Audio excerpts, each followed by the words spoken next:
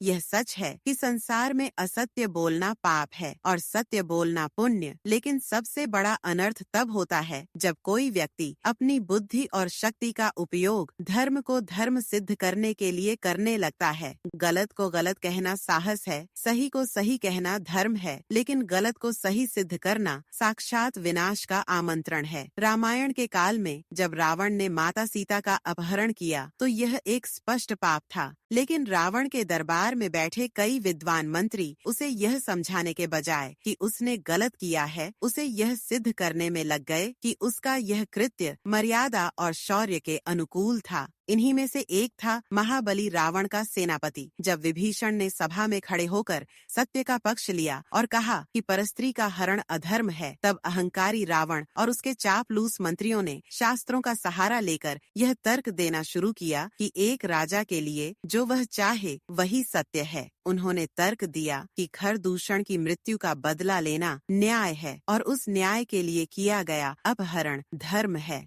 विभीषण ने शांत स्वर में कहा, भ्राता, अधर्म को तर्क की चादर ओढ़ाने से वह धर्म नहीं बन जाता। आप गलत को सही सिद्ध करने का प्रयास कर रहे हैं और यही लंका के विनाश का सबसे बड़ा कारण बनेगा। लेकिन रावण की सभा में कुतर्कों का शोर इतना था कि सत्य दब गया। रावण ने अपनी विद्वत्ता का दुरुपयोग किया। उसने वेदों और शास्त्रों की व्याख्या अपने अहंकार को संतुष्ट करने के लिए की। उसने यह सिद्ध करने की कोशिश की कि राम का वनवास उनकी कमजोरी है और उसका अपहरण उसका बल। जब हनुमान जी लंका पहुँचे और रावण को समझाने का प्रयास किया, तब भी रावण ने अपनी गलती मानने के बजाय नीति शास्त्र की आड़ लेकर यह तर्क दिया कि एक दूत को दंड देना उसका अधिकार है। उसने अन्याय को न्याय की शक्ल देने की हर संभव कोशिश की। जब युद्ध अंतिम चरण में था और मेघनाद, कुंभकर्ण जैसे योद्धा वीरगति को प्राप्त हो गए, तब रावण को उस एकांत में अपनी बुद्धि के छल का एहसास हुआ।